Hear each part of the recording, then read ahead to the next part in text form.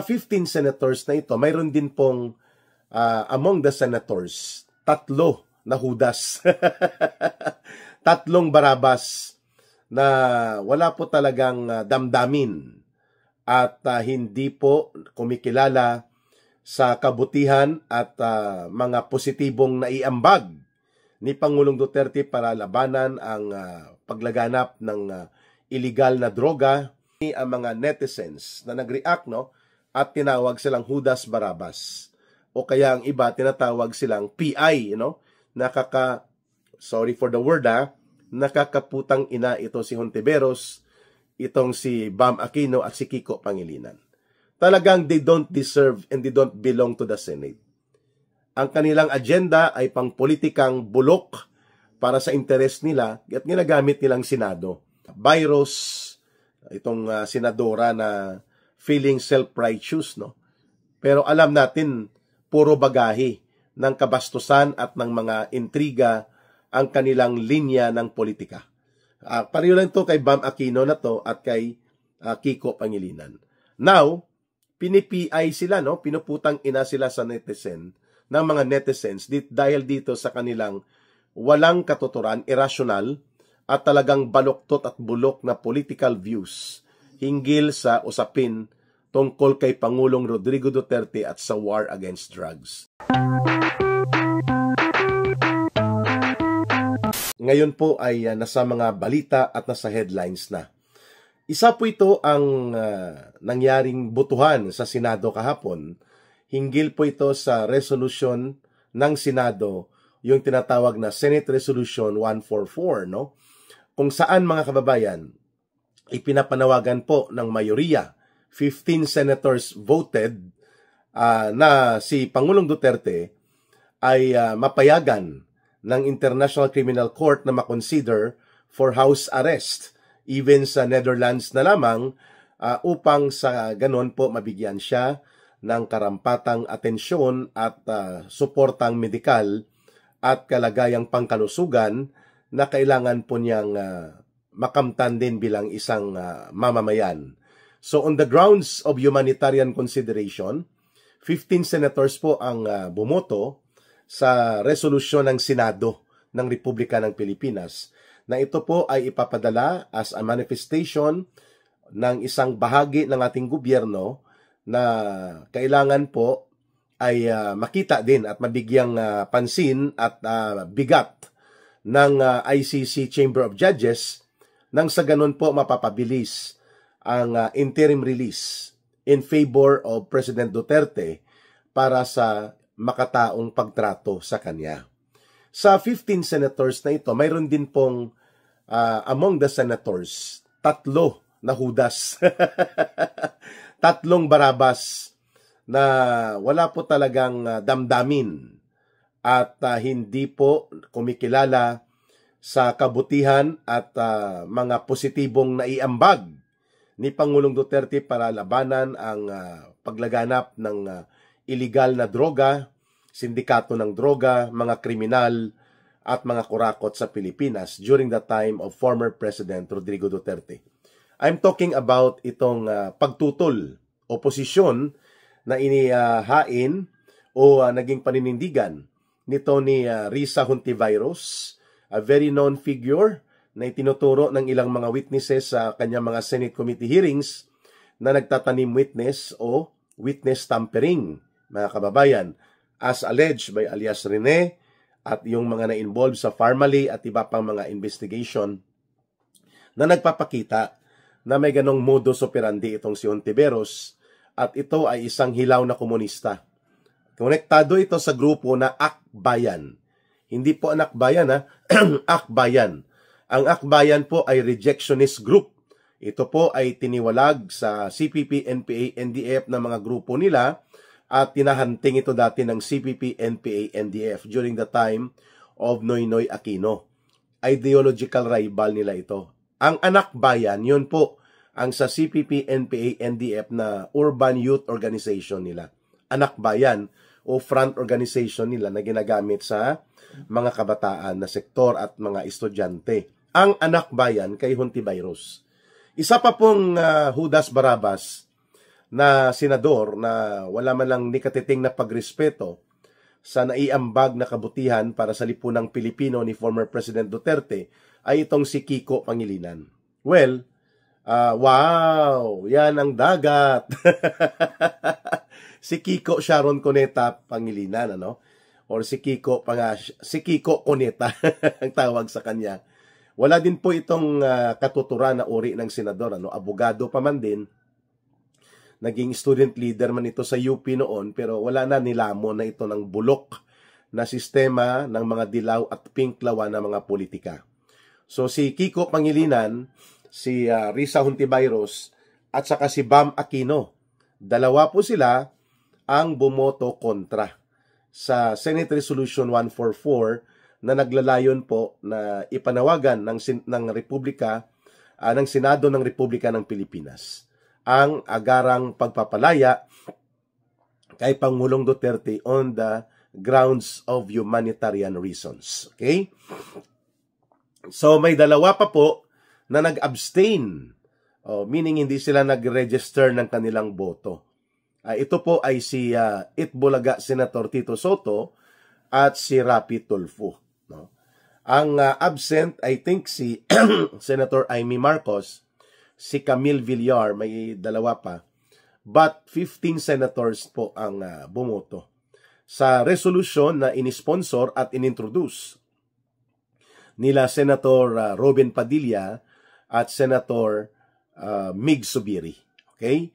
So, una, pinapasalamatan po ng mamamayang Pilipino at ating kinikilala ang paninindigang ito ng mga senador na bumoto pabor sa pagpapalaya kay Pangulong Duterte at nananawagan, in fact, na mabigyan po ng humanitarian grounds of consideration ang kalagayan ni Pangulong Duterte, that according to records ngayon sa ICC ay mayroon pong evident cognitive impairment si Pangulong Duterte. Pag sinabi pong cognitive impairment, naapektuhan po ang kanyang memory recall at mga recognition ng mga ilang bagay at impormasyon. Kaya po, nag-check ang ICC Chamber of Judges ng mga ilang medical experts for evaluation, and yun nga po, nakarecord ito sa reasons or grounds kung bakit nag-leave from trial o mayroong indefinite suspension of trial na ginawang desisyon ang ICC Chamber of Judges noong September 23, which was supposedly ang pagbabasa at ang presentation ng mga kaso at paghaharap muli ni Pangulong Duterte sa Chamber of Judges ng ICC.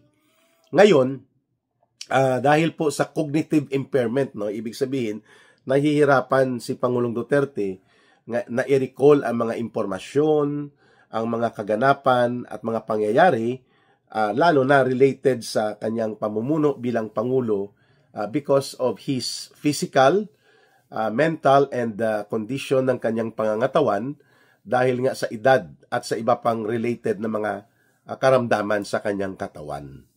So kaya yan ang basis ng Senado ng 15 senators na bumoto in favor of humanitarian grounds release para sa kay Pangulong Duterte. Pero itong tatlo na mga Judas Barabas, no, na mga senador na ito, walang utang na loob, no, at hindi tumutugma sa kagustuhang interes ng taong bayan ang kanilang ginagawa. Puro maruming politika pa rin. Mantakin mo, they champion themselves, no. Pinapakita nila itong si Hontiveros, itong si Bam Aquino, itong si Kiko Pangilinan. They try to champion themselves as if sila ay mga crusader of human rights. Pero yun ay para sa kanilang pansariling interes at yun ay para sa propaganda, hindi para sa sinseridad at katotohanan na sila ay handang kumilala ng katotohanan na ang karapatang pantao ay universal. Okay? Iyan po ay para sa lahat. So kung si Pangulong Duterte ay inaakusahan nila na nagkaroon ng crimes against humanity in their own definition, no? Kagaya po nitong mga CPP, NPA, NDF at mga grupong konektado sa communist terrorist groups, no? ng komunistang grupo, mga urban operatives nila na nagkukunwari ding mga aktivista lang daw sila at mga sila ay mga human rights advocates and defenders. Pareho po ang concept nila dito kina Hontiveros, kina Aquino, at kina Kiko Pangilinan, that they only use human rights when it is convenient for them. Ibig sabihin, kung para sa kanilang sariling interes at sa kanilang politika, ginagamit nila ang human rights. Pero pagdating sa katotohanan at sinseridad ng definition and application of human rights, hindi nila yan ginagamit. Halimbawa, dito kay Pangulong Duterte, no? Makikita nyo ang laro ng maruming politika dito sa puso at isipan ng mga tarantadong senador na to, na bagamat nanalo sa eleksyon, pero yan ay hindi nangangahulugan na sila ay nasa interes ng katotohanan para sa kabutihan ng lipunang Pilipino at para sa kabutihan ng mamamayang Pilipino. So, ibig sabihin po, pagdating kay Pangulong Duterte at sa mga Duterte political camp, para kay Hontiveros, kay Bam Aquino, at dito kay Kiko Cuneta, Kiko Sharon Cuneta, walang iba na kabutihan at walang human rights na para sa mga Duterte. That is how biased and irrational itong nagkukunwaring mga human rights defenders na mga senador na ito na kulukoy at mga bupuls ang kanilang paninindigan. Ibig sabihin po, ayaw nila ng mga leaders kagaya ni Pangulong Duterte na bagamat mayroon siyang style na hindi nila tanggap, pero ang epekto at ang overall impact sa panglipunang kalagayan at sa seguridad ng mamamayan ay napakabuti at napakalaki po ng naitulong. Lalo na yung war on drugs, mga kababayan. Sabihin natin may mga namatay, whatever. Dapat, ang mga nagrereklamo, dito nila i-file yan sa korte sa Pilipinas. At i-prove nila na yun nga ang naging utos o kautusan ni Pangulong Duterte. Pero in the overall scheme of things, during the war against drugs na ginawa po at inilunsad sa panahon ni Pangulong Duterte, talagang bumagsak ng todo-todo ang operations at pag-iral ng sindikato sa illegal na droga.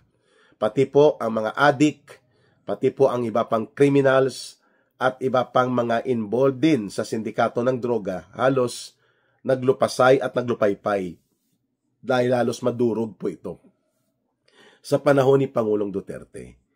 At yan ang hindi matanggap nila Hontiveros, nila Aquino, at nila Pangilinan na to ni Kiko, Bam, and Risa, na kaya palang gawin ng isang decisive and with political will na leader, kagaya ni Pangulong Duterte, na patinuin at linisin ang ating lipunan.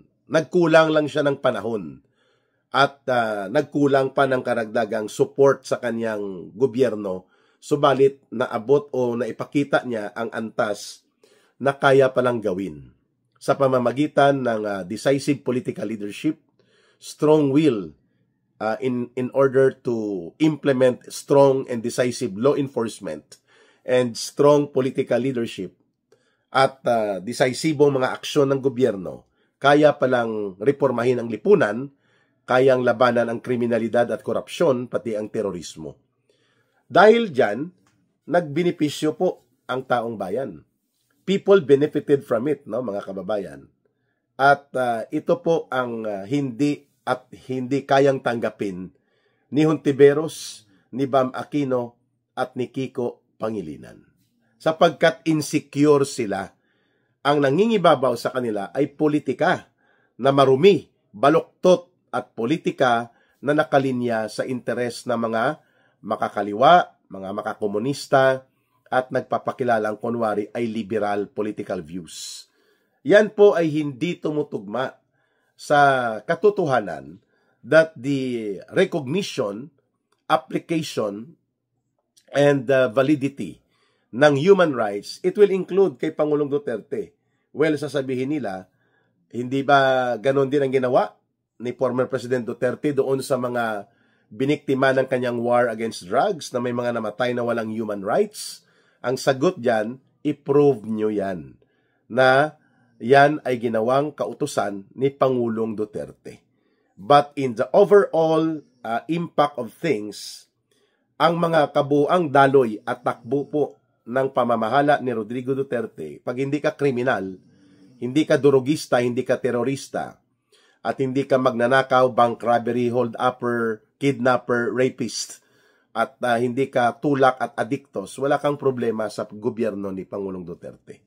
That's how simple it is kung titingnan mo anong uri ng pamumuno ang tinatawag na decisive leadership, strong law enforcement, and decisive political will. Yan ang ayaw ng mga kagaya po ni Hontiveros, ni Bam Aquino, at ni Kiko Pangilinan. Kaya nga, marami ang mga netizens na nag-react, no? At tinawag silang Judas Barabas. O kaya ang iba, tinatawag silang PI, sorry for the word, nakakaputang ina ito si Hontiveros, itong si Bam Aquino at si Kiko Pangilinan. Talagang they don't deserve and they don't belong to the Senate. Ang kanilang agenda ay pangpolitikang bulok para sa interes nila at ginagamit nilang Senado para magiging plataforma ng kanilang resurgence in their bankrupt, decadent, and irrational politics ng dilaw at pink na walang halos pinagkaiba sa bangkarote din na ideolohiyang binibitbit ng mga komunistang teroristang grupo ng CPP, NPA, NDF. But nonetheless, they are exposed to the people. 2028, ilalampaso ito kung matutuloy po na matatapos ni Marcos Jr. ang kanyang termino, ilalampaso po ni Sara Duterte itong si Hontiveros, sila Romualdez, sila Trillanes. In fact, si Trillanes pinapunta pa ni Marcos at Romualdez doon sa Netherlands para magkaroon ng special ops.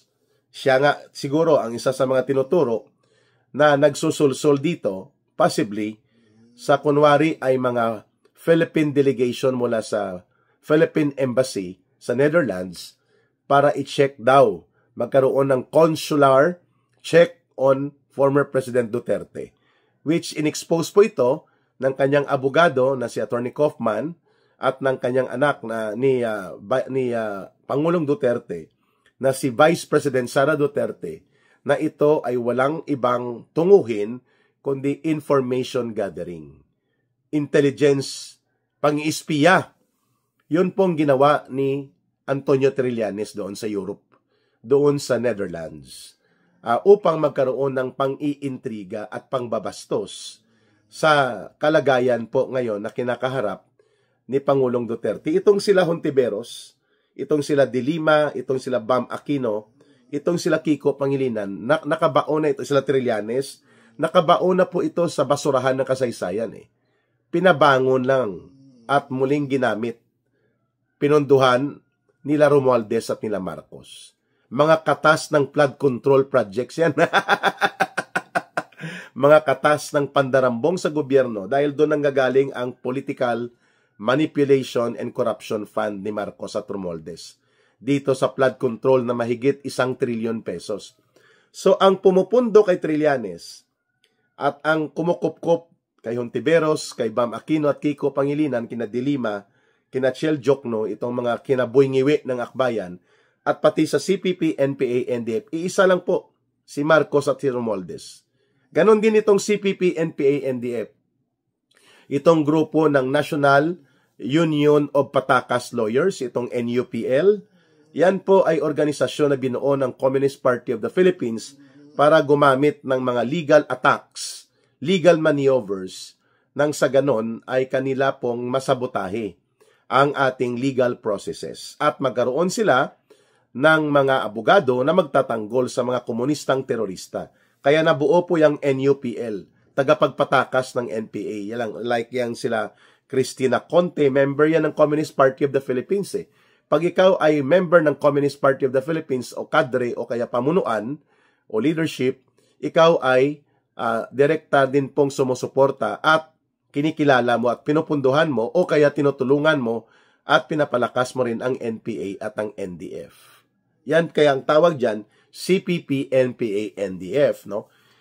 So itong mga NUPL, itong mga grupo ng garapata na nagpapakilalang karapatan, na mga human rights group daw ng nabinuo din ng Communist Party of the Philippines para sa New People's Army at sa tinatawag nating CPP, NPA, NDF. Mga kababayan, pati itong grupo ni Virus, ang mga grupo ng Hilaw na Komunista, itong mga Dilawan Pinklawan group na mga sumbi kagaya ni Trillanes, nito ni Dilima at nila Jokno, at itong mga kagrupo nilang bulok na politiko na si Bam Aquino at itong si Kiko Pangilinan. Mga kababayan, lahat ng ito na ibaona sa basurahan ng kasaysayan. Sino po ang nagpalabas kay Dilima at nagmaniobra na makalabas ito sa korte na desisyon na minaniobra nila para gamitin laban kay Pangulong Duterte at laban na rin sa mga Duterte political camp, including kay Vice President Sara Duterte. Walang iba kundi mismo si Marcos, si Lisa Araneta at si Romualdez. Tatlo sila. Yan ang nagmaniobra para mailusot sa mga kaso niya si Dilima. Kaya parang asong ulol pag tumahol at kumagat itong si Dilima laban sa mga Duterte. Siyempre, protektado na, may pundo pa sa ilalim ng bulok na gobyerno ni Marcos at Romualdez. Sino din po ba ang nagpabalik kina Aquino, Bam Aquino, itong Kiko Pangilinan, at ito sila Virus at kay Trillanes? Sinong gumagamit sa kanila sa politika upang atakihin at mag-concentrate na wasakin, durugin, bastusin ang Duterte legacy at ang Duterte political camp? Lalo na si former President Duterte at si Vice President Sara Duterte. Sinong gumagamit dito at nagpupundo at nagpapagalaw kayong Virus, kay Bam Aquino, kay Kiko Pangilinan, at pati dito kay Trillanes? Walang iba. Kasama yan si Lola Layla de Lima. Walang iba po kundi ang Marcos Romualdez bulok na gobyerno. Sapagkat sila po ay ginagamit bilang attack dogs laban sa mga Duterte upang durugin at hindi na makakabalik ang mga Duterte, lalo na si Vice President Sara Duterte, na malaki ang possibility na kapag may eleksyon na mangyayari sa 2028 ay mangyayari talaga na siya ang magiging pangulo muli ng bansa, ang isang Duterte. No, bakit kung may mangyayaring eleksyon, paano kung bumagsak ang gobyerno ni Marcos at napalayas siya, pati si Romualdez, di wala na. Ang constitutional successor niyan, Sara Duterte, and according to the constitutional line of succession of power. Pangalawa, maliban sa nabauna sa kasaysayan, ito dapat sila Virus, itong senadora na feeling self-righteous, no? Pero alam natin, puro bagahe ng kabastusan at ng mga intriga ang kanilang linya ng politika. Pareho lang ito kay Bam Aquino na to at kay Kiko Pangilinan. Now, pinipi-ay sila, no? Pinuputang ina sila sa netizen, ng mga netizens dahil dito sa kanilang walang katuturan, irrational, at talagang baluktot at bulok na political views hinggil sa usapin tungkol kay Pangulong Rodrigo Duterte at sa war against drugs. Kaya po, ngayon, kitang-kita na kung ano talaga ang layunin nila sa loob ng Senado. Maliban sa pondo, maliban sa influensya at politika, ang layunin nila ay talagang gamitin ang poder nila para harangan ang muling panunumbalik at paglakas ng pamumuno ng isang Duterte sa pinakamataas na posisyon sa ating gobyerno. Kaya nila tinatarget si Pangulong Duterte at tinatarget pa rin nila si Vice President Sara Duterte. Iyon. Sila din po itong pasimuno na gusto nila ang Senado ay mag-convene as an impeachment trial court, bagamat ito ay sinabi na ng Korte Suprema bulok at baluktot at unconstitutional ang inilusot na mga diskarte nila Romualdez at nila Marcos na tinatawag nilang impeachment complaints. Ipipilit pa rin ni Hontiveros, ni Bam Aquino at ni Kiko Pangilinan na itutulak sana ang trial sa Senado. They don't have the numbers.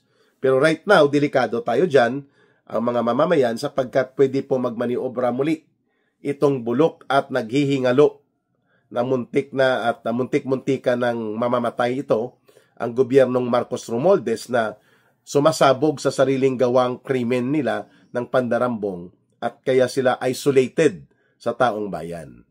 So, yan ang ating video reaction that the bankruptcy and the decadent, bulok at bangkaroting politika nila Hontiveros, Bam Aquino at Kiko Pangilinan na nakaangkla sa kanilang mga paninindigan at koneksyon sa Liberal Party Group nila, sa kanilang baloktot at hilaw na komunistang grupo na Akbayan at pati ang mga komunistang teroristang dati nilang kakompetensya sa ideolohiya ngayon ay taktikal na alyansa nila sa ilalim ni Marcos at Romualdez, kaya nila tinututulan at tinatanggihan na mapapalaya temporaryo man lamang yan sa batayang makatao at sa batayang pangkarapatang pantao na dapat ay maibigay din kay Pangulong Duterte, mga kababayan.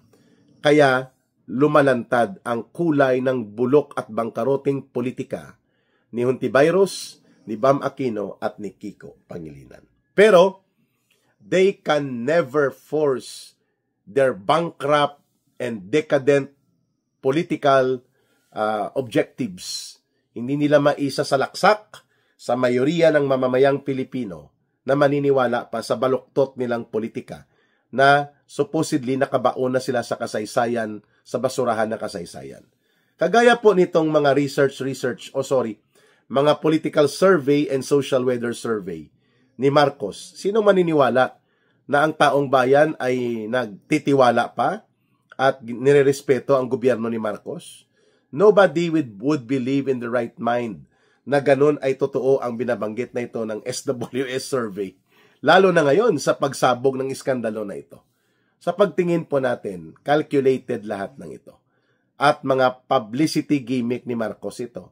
At gustong-gusto niya na magkaroon ng side issues on the Duterte controversial situation now ni Pangulong Duterte upang mahatak at mabawasan ang pressure mula sa kanya patungkol sa sumasabog at tuloy-tuloy na pagkakalantad ng kanyang pagiging involved at may pananagutang kriminal principally as a mastermind dito sa panunumbalik ng pandarambong at malawakang pangungurakot sa kabanang bayan na nangyari under sa gobyerno niya, sa kanyang pamumuno at sa kanyang kumpas kasabwat ang kanyang pinsan na abusado din sa poder at kapangyarihan na si Romualdez.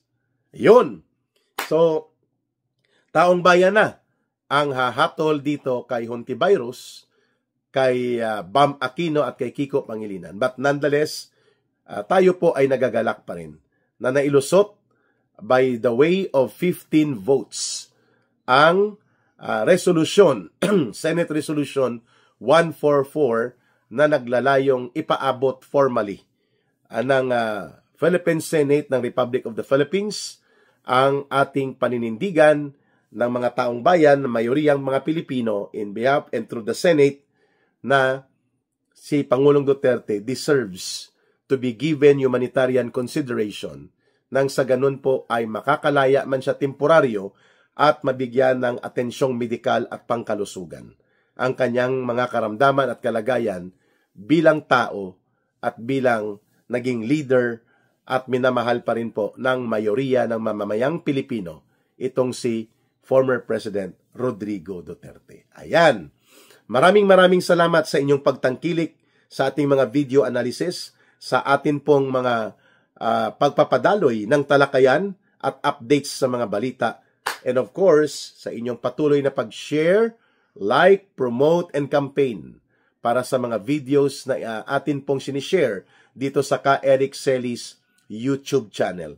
We make sure that we can have one video analysis in the morning and one in the afternoon. Depende po sa kung saan time zone kayo. And then sa Philippine Standard Time po, alas 9:15 ng gabi. Regularly Monday to Sunday. Basta walang conflict of schedule, si Ka Eric po will have a live stream. Joint yan simultaneous. Sa ating Ka Eric Jeff Celis Facebook account at sa ating tinatawag nito at sa atin pong Ka Eric Celis YouTube channel. Ayan. So 9:15 in the evening Philippine Standard Time. Balita at talakayan yan.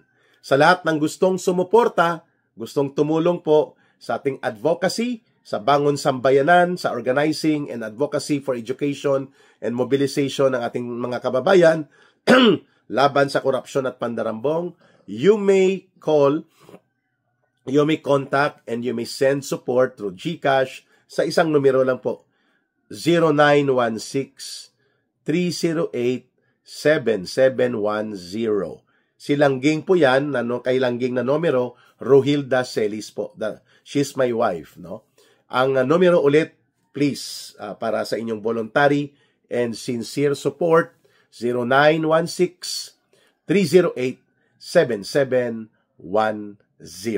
Yan po, GCash na rin po yan para sa ating Bangon Sambayanan Movement and Advocacy Campaign with Ka Eric at sa ating mga kasamahan.